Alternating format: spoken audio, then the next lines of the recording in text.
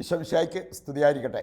ആത്മീയ ഭോജ്യത്തിൽ ഇന്ന് നാം വിചിന്തനം ചെയ്യുന്നത് ഏതാനും വചനഭാഗങ്ങൾ എടുക്കുമ്പോൾ നമുക്ക് കാണാൻ പറ്റുന്ന ഒരു കാര്യമാണ് ദൈവം കട്ടക്കലിപ്പിൽ നിൽക്കുന്ന ദൈവത്തെ നമുക്ക് കാണാൻ പറ്റും.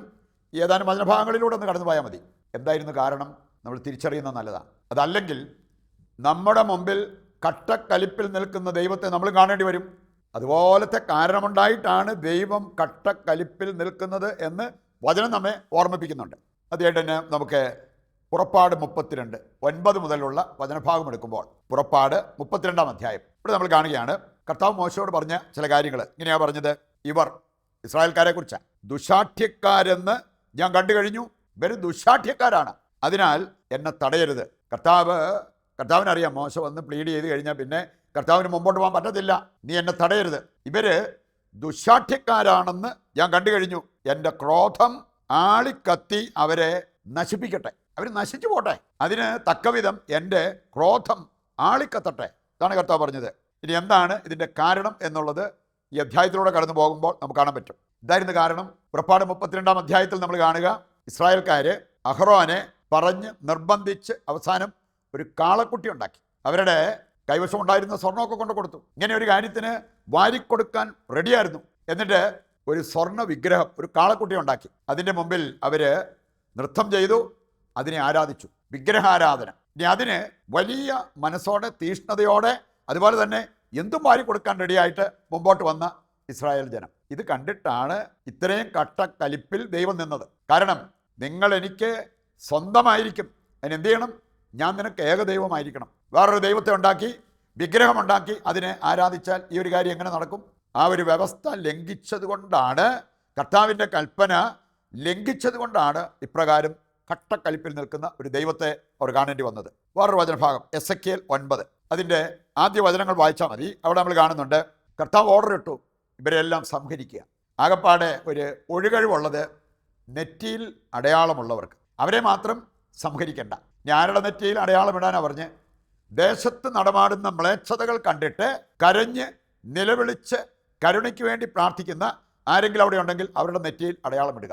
സംഹാരദൂതന് അവരെ നശിപ്പിക്കാൻ അവകാശമില്ല. വേറെ ആരോടും കരുണ കാണിക്കേണ്ട, നിഷ്കരുണം ബാക്കിയുള്ളവരെ വധിക്കുക എന്ന് പറയുന്ന ഒരു രംഗം കാണാൻ പറ്റും. ഇവിടെ നമ്മൾ കാണുന്നത് ദൈവം കട്ടക്കലിപ്പിൽ നിൽക്കുന്ന ദൈവമായിട്ടല്ലേ. ഇനി എന്തായിരുന്നു അവരുടെ പാപം? അവർ അന്യ ദൈവാരാധന, അങ്ങനെയുള്ള മാരകമായ പാപങ്ങൾ ചെയ്തതിൻ്റെ പേരിലാണ് ആ ഒരു കാര്യം അവിടെ സംഭവിച്ചത്. അത് നമുക്ക് കാണാൻ പറ്റും. 8-ാം അധ്യായത്തിലേക്ക് വരുമ്പോൾ, എസെക്കിയേൽ തന്നെ 8-ാം അധ്യായം അതിൻ്റെ 18 മുതൽ വായിക്കുമ്പോൾ അവിടെ പറഞ്ഞിരിക്കുകയാണ്, ഞാൻ അവരെ വെറുതെ വിടുകയില്ല. കട്ടക്കലിപ്പിലുള്ള ദൈവം സംസാരിക്കുന്നതാണ്. ഞാൻ അവരെ വെറുതെ വിടുകയില്ല, ഞാൻ കരുണ കാണിക്കുകയില്ല. അവർ ഉറക്കെ കരഞ്ഞാലും ഞാനത് കേൾക്കുകയില്ല. ഇതായിരുന്നു കാരണം. അവിടെ പറഞ്ഞിട്ടുണ്ട്, അവർ സൂര്യ നമസ്കാരം നടത്തി. ആലയത്തിന് പുറംതിരിഞ്ഞ് നിന്നുകൊണ്ട് സൂര്യ നമസ്കാരം. ഇനി അങ്ങനെ ഒരു മാരകപാപം ചെയ്തതുകൊണ്ടാണ് ദൈവം കട്ടക്കലിപ്പിൽ ഇങ്ങനെയുള്ള കാര്യങ്ങൾ പ്രഖ്യാപിക്കുന്നതായിട്ട് നമ്മൾ കാണുക. 1 രാജാക്കന്മാർ 14-ാം അധ്യായം 10-ാമത്തെ വചനം എടുക്കുമ്പോൾ അവിടെ നമ്മൾ കാണുന്നുണ്ട്, 1 രാജാക്കന്മാർ 14-ന്റെ 10 മുതൽ വായിക്കുമ്പോൾ ജെറൊബോവാമിനെതിരെ കർത്താവ് ഒരു വിധി പ്രഖ്യാപിക്കുന്നത്. ജെറൊബോവാമിനെയും അവൻ്റെ കുടുംബത്തെയും ചപ്പ് ചവറ് പോലെ കത്തിച്ച് ഞാൻ ചാരമാക്കും. വേസ്റ്റ് സാധനങ്ങളെ കത്തിച്ച് ചാരമാക്കുന്നത് പോലെ ഈ കുടുംബത്തെ ഞാൻ കത്തിച്ച് ചാരമാക്കും. അവിടെയും ദൈവം കോപം കൊണ്ട് ജ്വലിക്കുന്ന ഒരു രംഗമാണ് നമ്മൾ കാണുക. യെശയ്യാ 22-ാം അധ്യായം, ഈ അധ്യായത്തിലൂടെ കടന്നു പോകുമ്പോൾ ഇസ്രായേലിന് ചെയ്യാൻ പോകുന്ന ഒരു കാര്യം കർത്താവ് പറയുന്നുണ്ട്, നിന്നെ ഞാൻ ഒരു പന്ത് പോലെ ഇടിച്ച് ചുരുട്ടി കറക്കി വിജന സ്ഥലത്തേക്ക് വലിച്ചെറിയും. എന്തായിരിക്കും അവസ്ഥ? കട്ടക്കലിപ്പിൽ നിൽക്കുന്ന കർത്താവ് ആയതുകൊണ്ടല്ലേ ഇങ്ങനെ ഒരു സംസാരം ദൈവത്തിൻ്റെ ഭാഗത്തു നിന്ന് വന്നത്. അതിൻ്റെ കാരണം അവിടെ പറഞ്ഞിട്ടുണ്ട്. അവരുടെ അഹങ്കാരം, തീറ്റി, കുടി, ഇങ്ങനെയുള്ള കാര്യങ്ങളിൽ മുഴുകി ദൈവത്തെ മറന്ന് ജീവിച്ചത് കൊണ്ടാണ് ഇങ്ങനെയൊരു സംസാരം ദൈവത്തിൻ്റെ ഭാഗത്തു നിന്നും വരിക. വീണ്ടും മറ്റൊരു വചനഭാഗത്തിലേക്ക് പോകുമ്പോൾ നമുക്ക് കാണാൻ സാധിക്കും, ദൈവം കട്ടക്കലിപ്പിലാകാൻ വേറൊരു കാരണം കൂടിയുണ്ട്. ഒന്ന് നമ്മൾ കണ്ടു, 1-ാം കൽപ്പനയുടെ ലംഘനം, വിഗ്രഹാരാധന പോലുള്ള ആ മാരകമായ പാപം. രണ്ടാമത്തേതാണ് അനുസരണക്കേട്. ഇതിനും കട്ടക്കലിപ്പിലാകുന്ന ദൈവത്തെ നമുക്ക് കാണാൻ പറ്റും. നിയമാവർത്തനം 28-ാം അധ്യായം. ഇവിടെയല്ല, അതിൻ്റെ 2 ഭാഗങ്ങളാണ്. ആദ്യ ഭാഗം 1 മുതൽ 14 വരെ കർത്താവിൻ്റെ കൽപ്പനകൾ ശ്രദ്ധാപൂർവം പാലിച്ചാൽ ഉണ്ടാകാവുന്ന അനുഗ്രഹങ്ങളെക്കുറിച്ച് വിശദീകരിച്ച് പറഞ്ഞിട്ടുണ്ട്. ഇനി 15 മുതൽ 68 വരെയുള്ള വചനഭാഗം വായിക്കുമ്പോൾ അവിടെ നമ്മൾ കാണുന്നത് അനുസരണക്കേട് കാണിച്ചതിനാൽ അവരുടെ ജീവിതത്തിലേക്ക് വരാൻ പോകുന്ന നാശങ്ങൾ, ഒരുപാട് കാര്യങ്ങൾ അവിടെ പറഞ്ഞിരിക്കുന്നത് കാണാൻ പറ്റും. അതിലൊരു വചനഭാഗമാണ് നമ്മളിനി എടുക്കാൻ പോകുന്നത്. 58-ാമത്തെ വചനം. ഇത് വലിയൊരു താക്കീതായിട്ട് നമുക്ക് എടുക്കാൻ പറ്റും. A big warning. അതാണ് ദൈവം ഈ വചനഭാഗത്ത് തരിക. നിയമാവർത്തനം 28:58 മുതൽ വായിക്കുമ്പോൾ നമ്മൾ കാണുക, നീ കർത്താവിൻ്റെ നാമം ഭയപ്പെടുകയും അവിടുത്തെ അനുസരിക്കാതിരിക്കുകയും ചെയ്താൽ. വരാവുന്ന കാര്യങ്ങളൊക്കെ അവിടെ വിശദീകരിച്ച് പറഞ്ഞിട്ടുണ്ട്. ചിന്തിക്കാനാവാത്ത ക്രൂരവും മാരകവുമായ മഹാമാരികൾ, തീരാവ്യാധികൾ, ഇതെല്ലാം നിന്റെ മേൽ അയക്കപ്പെടും. ദൈവത്തിൻ്റെ കൽപ്പനകൾ ശ്രദ്ധാപൂർവം അനുസരിക്കാതിരുന്നാൽ, ധിക്കാരം കാണിച്ച് നീ മുമ്പോട്ട് പോകുന്നെങ്കിൽ നിനക്ക് വരാവുന്നത് മഹാമാരികൾ, തീരാവ്യാധികൾ. വീണ്ടും പറഞ്ഞിരിക്കുകയാണ്, നിന്നെയും നിന്റെ മക്കളെയും ഞാൻ അടിച്ചു വീഴ്ത്തും. 60-ാമത്തെ വചനം, വ്യാധികൾ, വിട്ടുമാറാത്ത രോഗങ്ങൾ, അതുപോലെ തന്നെ വൻ നാശം നിന്റെ മേൽ വരും. ഇതെല്ലാം ഈ വചനഭാഗം നമ്മെ ഓർമ്മിപ്പിക്കുന്ന ഒരു കാര്യമാണ്. അവസാനമായിട്ട് നമുക്ക് ചിന്തിക്കാവുന്നത്, വേണമെങ്കിൽ നമുക്ക് വചനം ധിക്കരിക്കുന്നവരാകാം, വേണമെങ്കിൽ വചനം അനുസരിക്കുന്നവരായി മാറാം. 1 പത്രോസ് 2:8 വായിച്ചാൽ, ധിക്കരിച്ചാൽ എന്തുണ്ടാകും?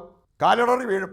ഒന്നിനു പുറകെ ഒന്നായിട്ട് നമുക്ക് ഈ വീഴ്ച വരാനുള്ള പ്രധാനപ്പെട്ട കാരണം വചനം ധിക്കരിച്ച് ജീവിക്കുന്നതാണ്. വചനം അനുസരിച്ചാലോ? അനുസരിച്ചാൽ അനുഗ്രഹം. എത്രയോ വചനഭാഗങ്ങൾ നമ്മളെ ഓർമ്മിപ്പിക്കുന്നുണ്ട്.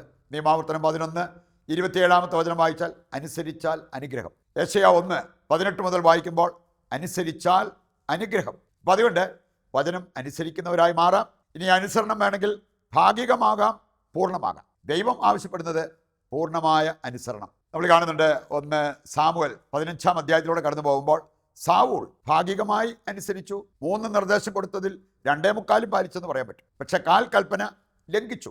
അതുമൂലം അവന് രാജകീയ പദവി നഷ്ടപ്പെടുന്നു. വളരെ പരിതാപകരമായ ഒരവസ്ഥയിലേക്ക് അവൻ തള്ളപ്പെടുന്നത് നമുക്ക് കാണാൻ പറ്റും. ഈ വചനഭാഗങ്ങൾ തരുന്ന വലിയ സന്ദേശം ഹൃദയത്തിലേക്ക് ഏറ്റെടുത്തുകൊണ്ട് നമുക്ക് സൗമ്യനായ ഒരു ദൈവത്തെ അംഗീകരിച്ച് ആ ദൈവത്തോട് ചേർന്ന് മുമ്പോട്ട് പോകാൻ സാധിക്കണം. അതിന് നാം ശ്രദ്ധിക്കേണ്ട കാര്യങ്ങളാണ് വചന വെളിച്ചത്തിൽ നമ്മൾ ചിന്തിച്ചത്. നമുക്കത് അനുസരിക്കുന്നവരായി മാറാം. ഒപ്പം നമ്മുടെ എല്ലാ ആവശ്യങ്ങളെയും ദൈവത്തിൻ്റെ കരങ്ങളിൽ ഏൽപ്പിച്ചുകൊണ്ട് ദിവ്യകാരുണ്യത്തിൻ്റെ ആശീർവാദം സ്വീകരിച്ച് നമുക്ക് അനുഗ്രഹിക്കപ്പെടാം.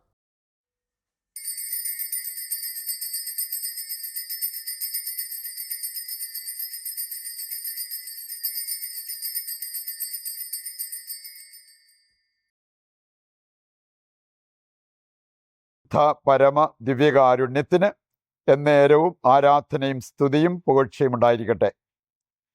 മറ്റൊരു എപ്പിസോഡുമായി നാളെ വീണ്ടും നമുക്ക് ഒന്നിക്കാം.